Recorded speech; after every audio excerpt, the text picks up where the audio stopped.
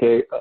Good morning, good afternoon, good evening, good night, everyone, wherever you're listening from. Welcome to the first ever episode of Macha, Let's Put One Scene. So you might be wondering, what is Macha, Let's Put One Scene?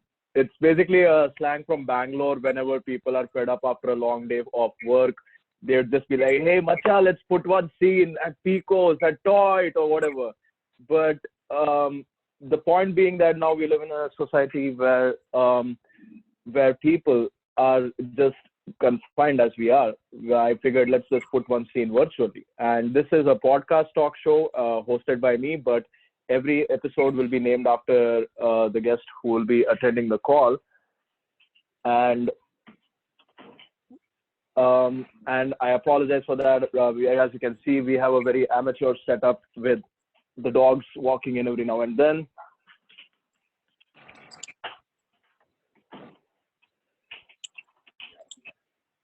And yeah, so as you can see, we live in a very amateur setup. But the point being that I would like to, use this platform to just have a free and flowing dialogue between fellow content creators and upcoming talents who I believe will make it big. And speaking of upcoming talents who will make it big, I want to, introduce you all to my first guest ever, Archit Aryasri. Archit, Hey everyone. Thank you so much for giving me the opportunity to host you on the first ever episode of my amateur podcast. And thank you so much. I hope you have been doing great. How have things been for you so far? Firstly, thanks for having me here, man. It's a pleasure. And I've been doing well. I'm trying to make the best use of this quarantine. I feel like a kid during my summer vacation. It feels like we as adults also require some sort of a summer vacation. So I guess this COVID-19 is one opportunity that I guess gives you that. Obviously, minus the negative parts that's happening all around the world. But I think this is an opportunity for everybody to reevaluate what's important in life. That's such a interesting thing, Archit. You mentioned two things that I just wanted to explore a bit. First thing you mentioned is the summer vacation. So do you feel like a kid who's having to sit and do things that he doesn't want to do when it comes to work from home? If I might ask you that. I joke with my friends saying that no, it's difficult to get me working from work itself. Forget working from home.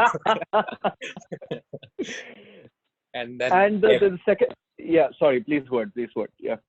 Every day I have a call at 9 a.m. and it's this extreme sport that I play by waking up at 8:55 and then logging in at 9 and then saying the typical words such as hey, this is Archit, and then muting it off and sleeping back.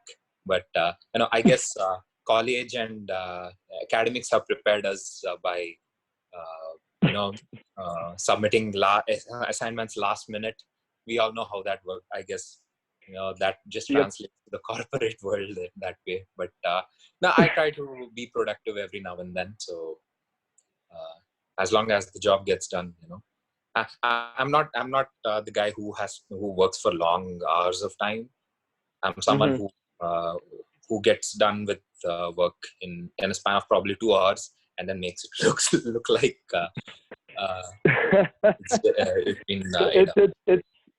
it's interesting that you mentioned all these aspects of how school life has prepared you for a lot of things, like how you manage your work life so excellently, I might add, because some of us are not as great as you are at managing such tight deadlines as far as sleep and work are concerned. But yeah, so Archit, tell us a bit about your time in school and college. Like, how was it like being a kid, and how was it like growing up for you? Like, just walk us through your background a bit for people who wouldn't be knowing you here as well. So a little bit of background about me. I'm originally from Hyderabad, but my mother tongue is Tamilian. Tamilian as well. So I think 17 years of my life I spent in Hyderabad, and then 4 years of engineering in Manipal, and then 1 more year of working in Bangalore, and then and then I took up masters. I was unemployed for a period of almost 1.5 years, I guess, before taking up masters. So these periods of my life definitely helped me learn different sorts of life lessons. So when it comes to being a kid in school and college, well, when it came to school, I was I was the entertainer of the class per se. I used to mimic all my teachers and then get into trouble. So I was famous for the wrong things as well, for being sent to the principal's office. I got whacked so many times by teachers, and in India, there's no such thing as They call it correct you, they give you advice. In Bangalore we call it the Mangalarati, bro. It's like literally Aarti utar rahe, like like that. So I get where you're coming from, but I'm so sorry for interrupting your train of thought, because I just wanted to let the people in the audience know that Archit is an amazing impression artist. And Archit, I request you to do a couple of impressions, hopefully politically correct ones, but with your consent, if you could please do a couple of impressions for the benefit of the people watching. Well, let's keep it easy for the audience members who are listening. Let's just take you for example. So in my latest YouTube video, I had the opportunity to play your character, and over the span of 2 years that I know you. So so everybody, this is Vinayak Prabhu, and I love working out, and I love running, and yeah, man, let's just have fun. Let's just have a conversation and make the best use of this quarantine period, man. So. So as you can see, everyone, if you had closed your eyes and ears and just heard Archit speak, you would have heard me. That is how prodigious Archit's talent is. And it's not just in impressions alone that Archit is so talented. Again, I apologize, Archit, for not adding this earlier when I introduced you. But Archit is also very talented in his vocal skills and other dimensions also. He's a great singer. He has, been a playback singer for how many years now, Archit? Like, how many years have you been into singing? Like as a semi-professional or whatever. So I turned 27 this June. I think I started singing when I was 5 or 6 years old, and wow. I've been singing ever since. So I was famous in school for the good things as well as the bad things. So I was this mischievous Your singing kid. was a good thing, I'd imagine. Yeah. Yeah, I'm hoping so. Okay. But, it used to make up for the mischief in me. So I used to be good books of my teachers that way. So all it so took were was you the guy who one used song to sing the morning prayer every day and get every teacher to admire you until probably the lunch break when the inevitable mimicry would start? Yeah, that's true. But so Archit, were you formally trained or are you a self-trained singer? Funnily enough, I don't remember this aspect of your vocal career. So would you please refresh my memory on that? So I am a classically trained singer. I still learn under my guru to this day. But there has been a period of 12 years where I self-taught myself. So there was a long gap in my music journey. But I never learned. I never left that aspect of me. I've always tried to learn from different people. So at this point right now, my guru, he's in India. I learned Skype that way. So I learned music for a period of 6 years back in India. Carnatic classical vocals. Carnatic style. Guru, okay. NCH Parthasarathy. And you mentioned learning from other people also. So besides your Carnatic style guru, did you have any gurus in, let's say, Shastriya style, Hindustani style, or did you just go into mainstream playback singing besides your Carnatic stuff? So besides Carnatic music, when it came to Hindustani vocals, I used to follow independent artists. But even Shankar Mahadevan has his own music academy, which is something I'm intending to explore in the coming days. Wow, that's nice. when it comes to learning from other artists, I think mainstream playback singers do a wonderful job that way, and I try to learn from the masters themselves. Example, A. R. Rahman and Shankar Mahadevan. They're one of my favorite singers that way. I try to. So they are the Dronacharyas to your Ekalavya. Like they are like, teaching you with their recorded works, and you are just, trying to leverage whatever you can. That's amazing, man. That's it's a very great thing that you have so many eclectic influences. And I have to ask you, since you mentioned that Hyderabad, while you're a Tamilian by ethnicity, you spent most of your formative years in Hyderabad. So Right. has the Telugu film industry influenced you in any major way besides, you mentioned A.R. Rahman and Shankar Mahadevan, who are obviously more known for their Bollywood work than their work in the South. So has any South work also influenced you? Definitely. There are wonderful music directors in the South industry, such as Mani Sharma and Koti Garu. These people are seasoned professionals. They've been composing music since a really long time, and I have to even mention the name, the music director for the very famous Bahubali 1 and Bahubali 2, Mr. Kiramani. So these people are amazing. M.M. Keeramani, right? M.M. If I'm Keeramani. not wrong. Yes, Correct. yes. He, funnily enough, he composed the music for the movie Jism, which starred Bipasha Basu and John Abraham. Oh, And there's a wow. very beautiful Hindi song from there called Avarapan Banjarapan, if you have not heard of it. Right. A very, Mr. Kiramani had made his mark in Hindi also. I just thought I'd add that fact. Yeah. But yes, please go on. You were talking about M.M. Kiramani and, other major South Indian music directors. Right. So as I've spent 17 years in Hyderabad, I in fact identify myself more as a Telugu guy, more than a Tamilian. It's just that I just know how to speak Tamil. I can't read or write, but Okay. enough to get me through a conversation in the sense. But yeah, Hyderabad is really close to my heart in that sense, and you have the Tollywood film industry over there. I've had the wonderful opportunity to meet a lot of directors, a lot of upcoming directors as well, interact with them, coordinate with them. There is even a director by the name Mickey J. Mayer. He has composed some really melodious numbers in the film industry. So, my YouTube channel is an honest attempt to make my videos like a portfolio of sorts, so that in these days there's no such thing as socializing. At least. So Yeah. Archit, sorry to interrupt you. Could you just tell us the handle for your YouTube channel, because the audio didn't quite capture it quite clearly. So Right. what's the name of your YouTube channel? Yeah. So my YouTube channel, it's my name, Archit Aryasri. So youtube.com/Archit Aryasri. I think it should be pretty easy to find my channel that way. And I am on the gram, but I don't manage it. I let my sister do the managing. So if I need to collaborate enough, with any guys, artists,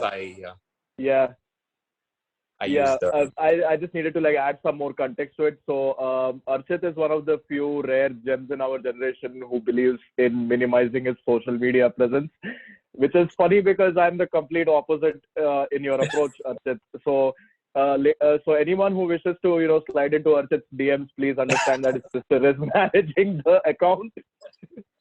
So you are effectively DMing Archit Aryasri's sister if you do slide into his DMs. But all jokes apart, Archit, it's really great that you're maintaining a very disciplined approach to your musical career. And I have to ask you, because we have been building up your musical forays for a while now. Could you please sing a few notes for us? Any song that you like in any language, if you could just regale us with some amazing singing by you. Sure. So I kept some background music tracks ready as well for this. So I thought, why not make this an interesting video? So I'm gonna sing a mix of retro as well as mainstream contemporary Bollywood songs. So I was thinking, what than kicking it off with retro. So let me know if you can hear the background. I'll increase volume. Sure. एहसान तेरा हो या मुझ पर दिल चाहता है वो कहने दो मुझे तुमसे मोहब्बत हो गई है मुझे पलकों की छाँव में रहने दो एहसान तेरा होगा मुझ पर दिल चाहता है वो कहने दो मुझे तुमसे मोहब्बत हो गई है मुझे पलकों की छाँव में रहने दो एहसान तेरा होगा मुझ पर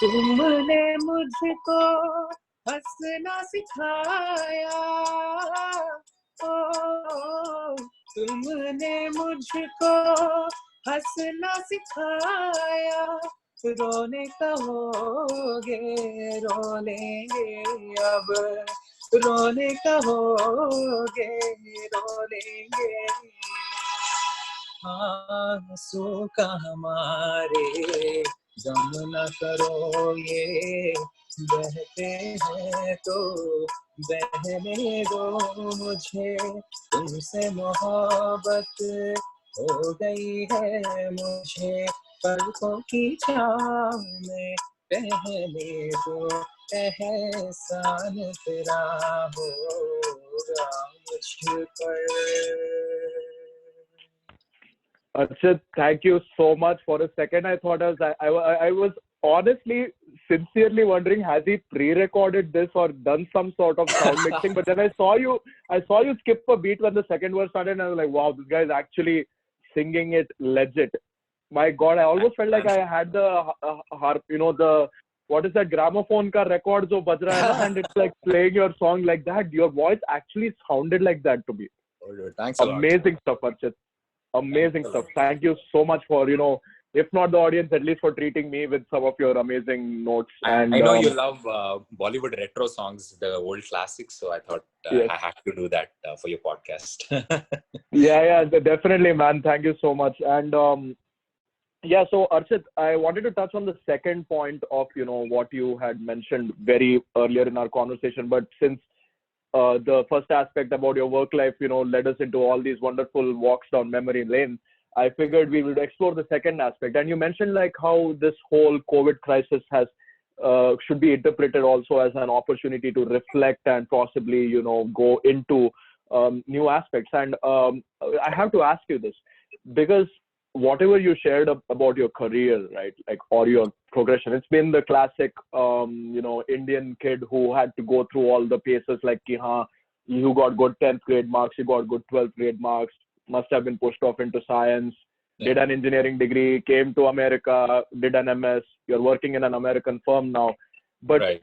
How did you have any such moments earlier in your life that made you, also want to explore these dimensions of your personality? Because I see you growing into an entertainer, and whereas I don't know how corporate Archit is like, I have not seen that dimension of you at all.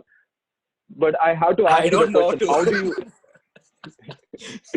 Are you like a split personality that you are this white collar version of you that you present to your colleagues, and then there is this obviously this free soul kind of version of you that is very bold and experimentative and all that? So have you had any earlier moments in your life that made you realize that, okay, while I need to do this for a living, I can also do this? So besides COVID-19, did you have any other pivotal moments in your life where you felt that you deserve to explore something more besides your career and whatever, professional interests that people around you had of you? Right. Yeah, that's a great question. So before I give an answer to that, I would like to actually thank you for mentioning the word split personality.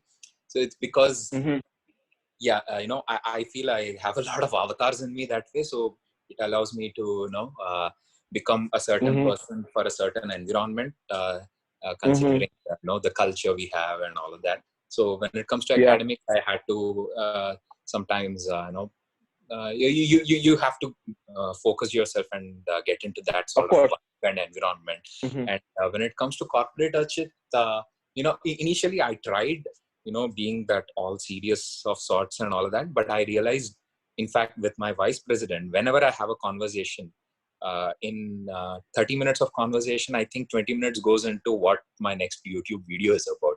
It's like that. It's so wonderful. I realized that you don't need to have a split personality, and you can bring that creativity, in your workforce as well, and that lets you stand out in your the corporate world. And I had the opportunity to perform in my firm for that's wonderful, man. For a festival, and the HR leadership team, all of them loved it, and I had the opportunity to network with them that way. So it allowed me to have access to certain people that way, thanks to this creative side of me. So I would rather reframe my earlier statement that you have been pursuing these things not in spite of your professional commitments, but in addition to your professional commitments. And you have even tried creating a synergy, as you have quite wonderfully related in how you got to network more in your firm. And what advice would you have for people who are trying to be something more than what they think they are destined to be? Like, let's face it, many people in our generation have that kind of thing that, okay, I have to be a good programmer or whatever. I have to only upskill myself. Right. That's the word that you hear a lot of times, right? Yep. So what advice would you have for other, people who are trying to explore their creative personalities? And could you relate it to some of the earlier moments in your life, like I asked from my earlier question? Right. So besides COVID-19, I don't think I had pivotal moments that enabled me to, explore my creative interests. I think this is something that I was constantly doing since childhood, because it used to be split between academics and then, creatives whenever I got the time. So academics, the practical aspect of things is something that I see as a responsibility and as a duty. And, if it pays the bills, I feel it allows me to be more open with my creative side of things, because there was a point when I wanted to take the creative aspect of mine on a professional level. But, I also realized that, if you're completely... And was this before or after you moved to America? This whole conflict that you had in your head, whether you should leave your professional education behind and go into your professional interests. Right. When was this again? I'm sorry. I'm trying to place it in the timeline. This was, I think, after our undergrad, probably in 2014 or something. And the period when I was unemployed, I thought I would take on a professional level on the creative side, to see whether I can explore that side of me. But again, I was probably 21 or 22 after graduating. So you're still fresh off the boat. You don't know how the real world works. You're getting to know a lot of things. Yeah. So I realized that I'm better off having creative control over my own things. That way, and these days, everything is digital. You don't need to go the traditional route. This is a revelation, in fact, I've had in the recent days. So, I've realized that, it's two sides of the same coin. If one side is being practical and, doing a 9 to 5 or something like that, I feel I use that reality as a foundation to explore the creative side of things.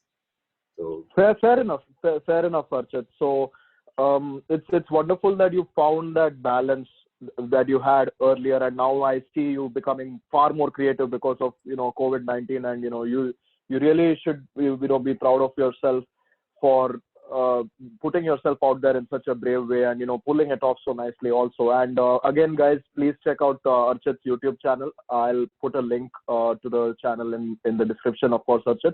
But yes, your creativity and your immortalization of me as a drunkard during our MS days is something. It's a wonderful tribute, but like yes.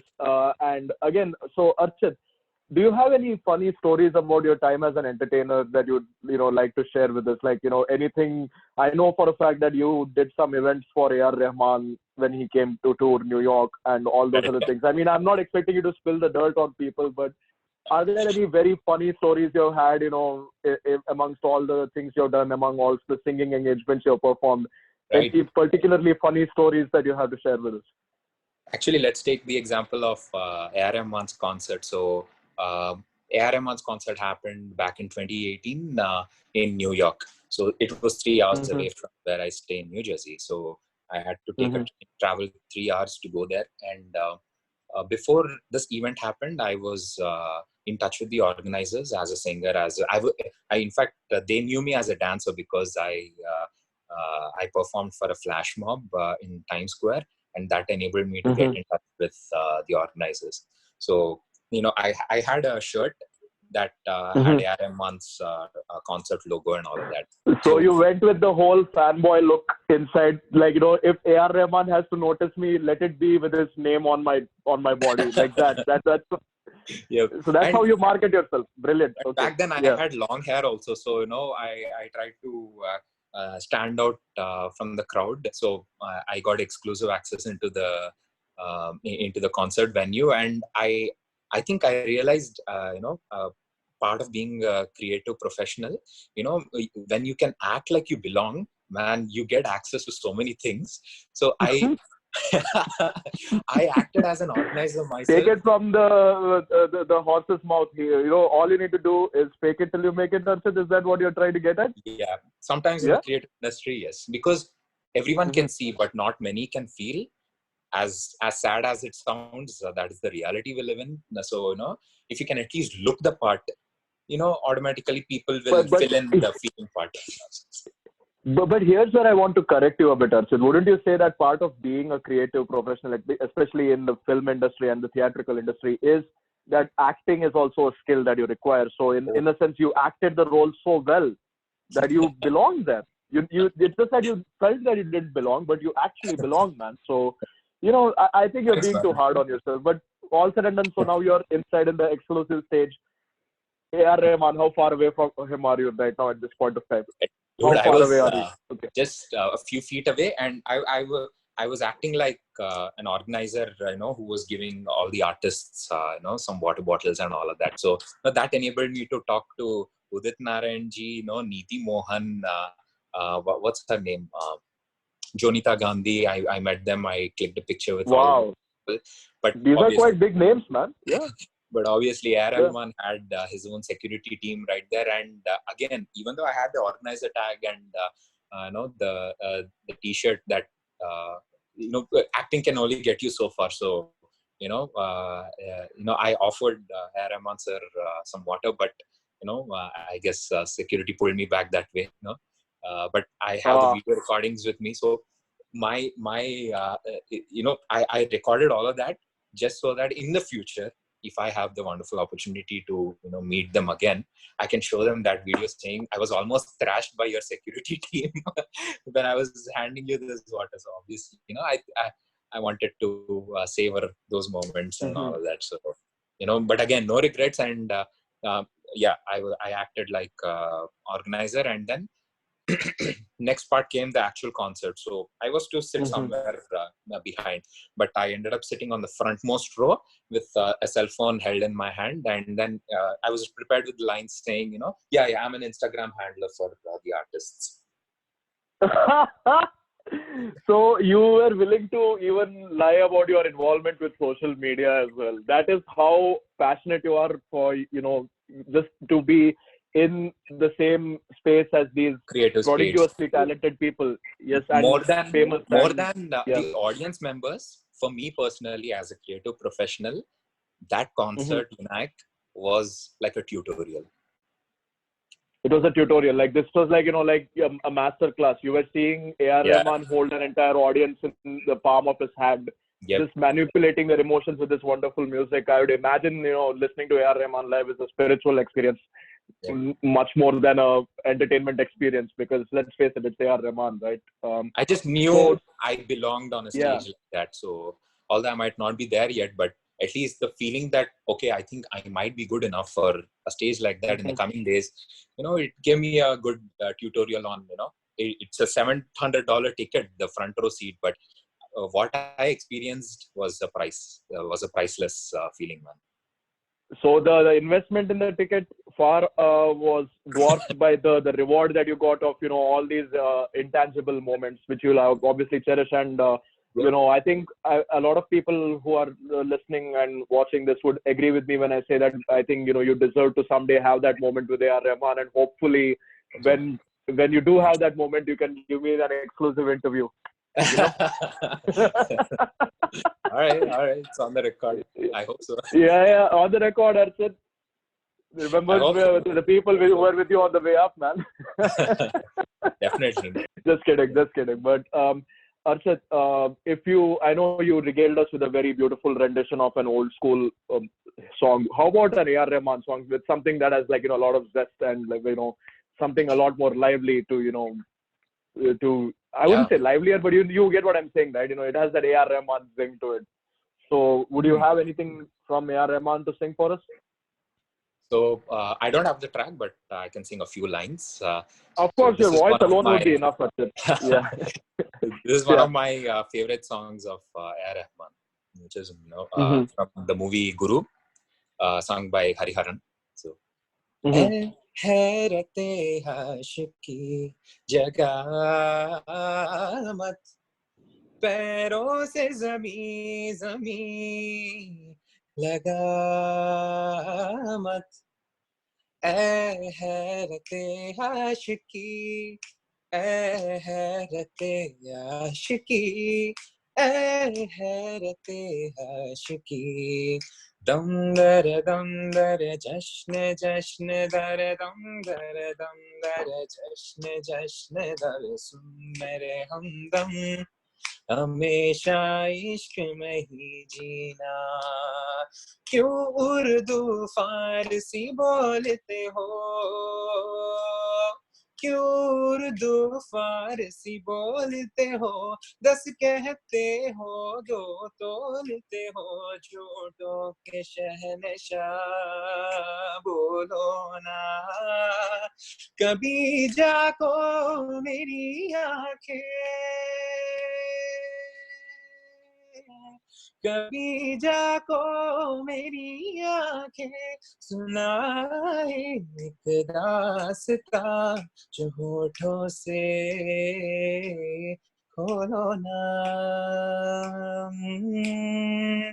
ऐ हैरते आशिकी जगह मत पैरों से ज़मीं लगा मत ऐ हैरते आशिकी ऐ हैरते आशिकी हो हैरते आशिकी. Wonderful, Archit. Wonderful. You almost make me feel like wanting to get married right now. That's how wonderful your voice is, man. But yeah, fortunately, the song had an ending and I'm not married anymore. So thank you so much. So I meant in the sense I didn't go and pick up some lady to marry. But yeah, that's the point. I'm single. I was single. Will be single. But yes, Archit, thank you so much, man. I mean, I've lost track of the time while talking with you. So I honestly don't know where we are at in terms of time. But, I think it's so funny, man. I have known you for close to 10 years now, and to see you evolve, right? I've seen you as an acquaintance in Manipal. When I first moved to America, you were one of the first few people who very graciously, offered to even have me live with you initially while I found my feet. And we've had a lot of adventures, let's keep it at that, in those intervening years also, between 2017 and 2020. And I'm very, proud to know you as a friend, man. Bottom of my heart. Yeah, and thank you so much for, giving me your time, bro. I mean, especially for a very amateurish setup like this. I apologize if the audio of your singing doesn't match up the expectation you were having, because it's a crime to let a voice like yours be recorded on such bad audio, man. I mean, like, but thank you so much again. I genuinely Thanks thank a you lot, from the man. bottom of my heart.